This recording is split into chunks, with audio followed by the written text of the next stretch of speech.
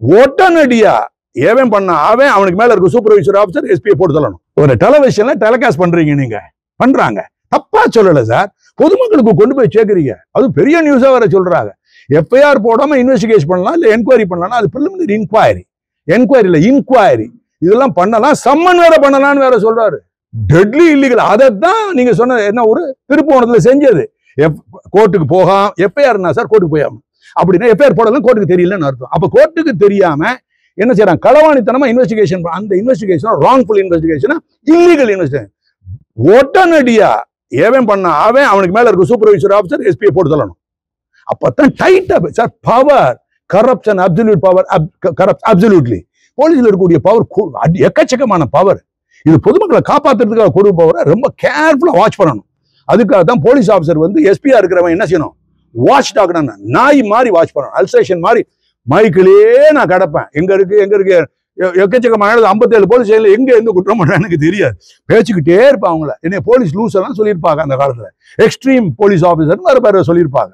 இதெல்லாம் எதுக்குன்னா குற்றம் நடந்துடக்கூடாது.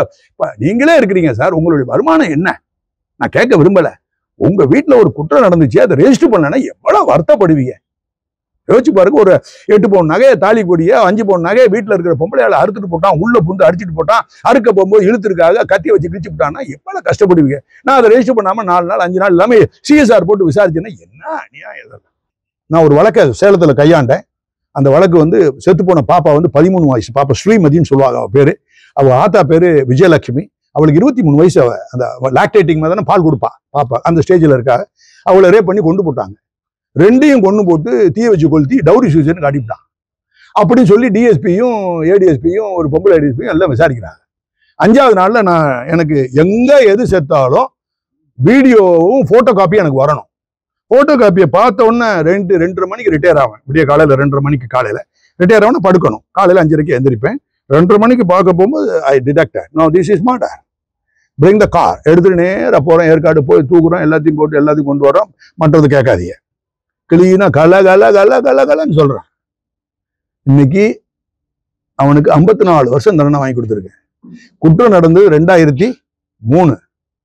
இன்னைக்கு எத்தனை வருஷம் ஆயிடுச்சுன்னு யோசிச்சு பாருங்க. அரெஸ்ட் ஆனதுல இருந்து அவன் வெளியவே வரல, வெயிலும் கிடையாது, ட்ரையல்ல அப்படியே ஒட்டி தண்டனை வாங்கி உள்ள வச்சிருக்கேன். என் கடமை நான் ஒழுங்கா தான் செய்யறேன், சம்பளத்துக்காக நான் செய்யவே இல்லை. அப்படிலாம் நீங்க சொன்னீங்கன்னா ஐடல் விங்ஸ்ல 29 மாசம் நான் வேலை பார்த்தேன், ஒத்த பைசா கூட சம்பளம் வாங்கல. நம்பவே மாட்டீங்க, தெய்வ சத்தியம்.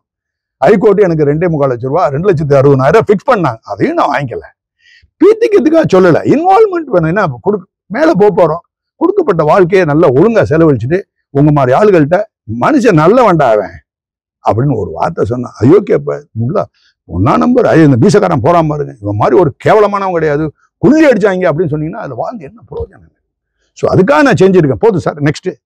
திருப்பம் இதுல அந்த நிகிதா வந்து அவங்கதான் காரணம், அந்த புகார் கொடுத்த இடத்துல அவங்கதான் காரணம் அப்படிங்கிற மாதிரியான அந்த தகவல்கள் இப்போ போயிட்டு இருக்கீங்க. நீங்க அதை எப்படி பாக்குறீங்க? மர்டருக்கு சார் இன்வெஸ்டிகேஷன் போறாங்க, ஹைகோர்ட்ல போறாங்க. இதுல எப்படி நீங்க சொல்றதுக்கு சார், பிரஸ்ஸுக்கு நிகிதாவோ அந்த அம்மா கிக்கிதாவோ டக்கிதாவோ வாட் எவர் இட் இஸ், அந்த அம்மா வந்து ஒரு ரிப்போர்ட்டை கொடுக்குறா, கையில கொடுக்குறான்னு, சாரி வெரி சாரி, அந்த அம்மா யாருன்னே தெரியாது, அதனால டிஸ்ஆனரிஃபிக் சிங்குலர்ல பேசுறது நல்ல இல்லை. அந்த அம்மா கொடுக்குறாங்கன்னு சொல்லிக்க, சில பேர் கொடுக்கலன்னு சொல்றாங்க. மொத்தத்துல தகவல் காவல் நிலையத்துக்கு போயிருக்கு. போன் தகவலை வச்சு எஃப்ஐஆர் போட முடியாது, எஃப்ஐஆர் ரெஜிஸ்டர் பண்ண முடியாது. அப்ப அவன் என்ன செஞ்சிருக்கான் அந்த இன்ஸ்பெக்டர், நீங்க நேரடியா வந்து கொடுத்து ஆன்லைன்ல ரிப்போர்ட் அனுப்புங்க அவர் சொல்லணும். இன்ஸ்பெக்டர் ஆன்லைன்ல வந்துருச்சு அப்படின்னா அடுத்த நாளைக்கு கூட இந்த அம்மா காலையில வரலாம். வந்த பிறகு சார் நான் ஏற்கனவே ஆன்லைன்ல கொடுத்துட்டேன் அப்படிங்கும் போது அந்த ஆன்லைன்ல வந்து டவுன்லோட் பண்ணணும். நல்லா பாருங்க, இது வந்து மெசேஜ், நல்ல கேள்வி சார். இந்த மெசேஜ் தமிழ்நாடுக்கு ஃபுல்லா போகட்டும். எந்த காவல் நிலையத்திலும் உங்களுக்கு ரசீது கொடுக்குறாங்களா? நீங்க ரிப்போர்ட் கொடுக்கறதுக்கு ரசீது கிடைக்குதா உங்களுக்கு? ரசீதுக்கு ஒரு விலை வாங்குறாங்க, தெரியுதா இல்லையா? அது சொல்ல மாட்டேங்கிறீங்க. ரசீதுக்கு ஒரு பிரைஸ் இருக்கு, புரியலையா? பிரைஸ்னா மேற்படி சில்லற.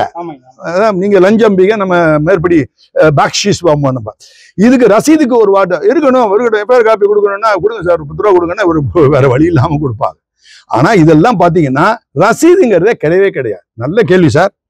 மதுரையில ஒரு ஐஜி வந்து சொல்றாரு, எல்லா கம்ப்ளைண்ட்டுக்கும் சிஎஸ்ஆர் கொடுங்கன்னு சொல்றாரு. அது ஹிந்து பேப்பர்ல பெரிய பேப்பர், அவங்களுக்கு லாயர்லாம் இருக்கிறாங்க, அதுல வருது.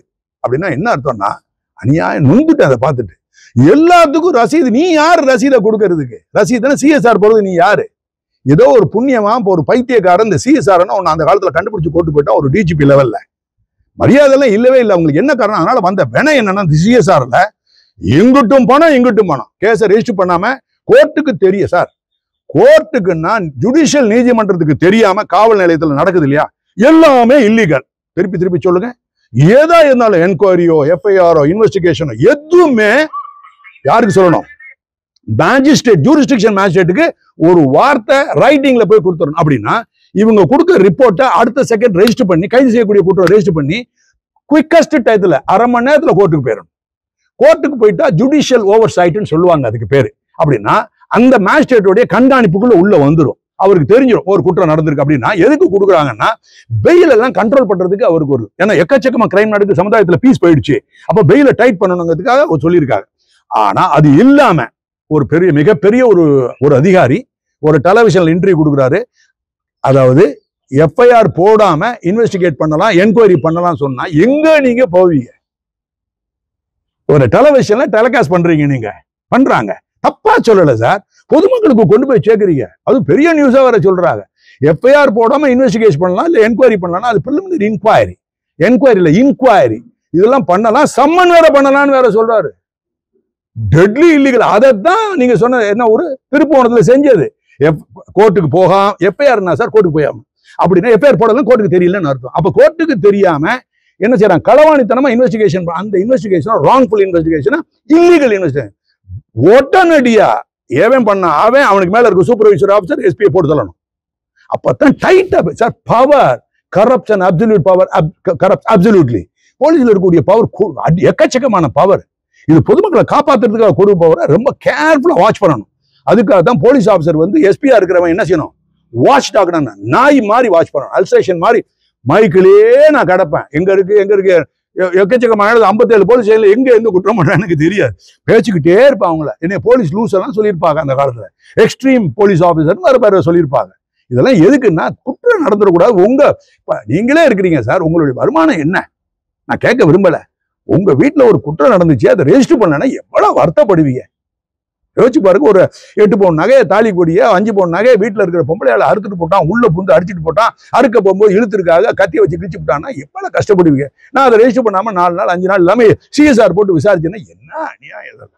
சோ இது மாதிரிலாம் பண்ண முடியாது. இப்போ பிரிலிமினரி என்கொயரிங்க போது ரெண்டாவது பிஏ அப்படின்னு பண்ணிக்கிட்டு விட்னஸ் எல்லாம் சம்மன் பண்றாங்க. அது ரொம்ப ரொம்ப இல்லீகல். சம்மன் பண்ணக்கூடாது. ஏன்னா எஃப்ஐஆருக்கு 154 நம்பர் சொல்லுங்க. எஃப்ஐஆருக்கு அந்த பழைய கோடு 154 எஃப்ஐஆருக்கு.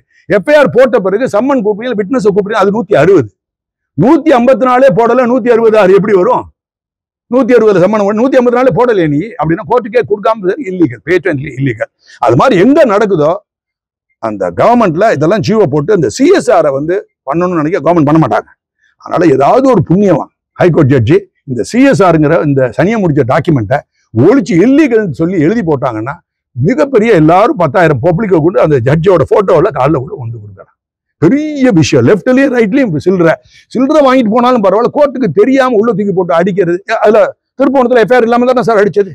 சொல்லுங்க. எஃப்ஐஆர் போட்ட பிறகு அடிச்சாங்களா? எஃப்ஐஆர் இல்லாம அது உலகத்துக்கே தெரியுமே.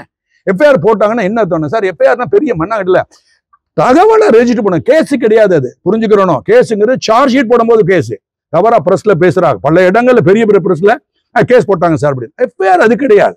தகவலை ரெஜிஸ்டர் பண்ணி கோர்ட்டுக்கு கொண்டு போயிடும்.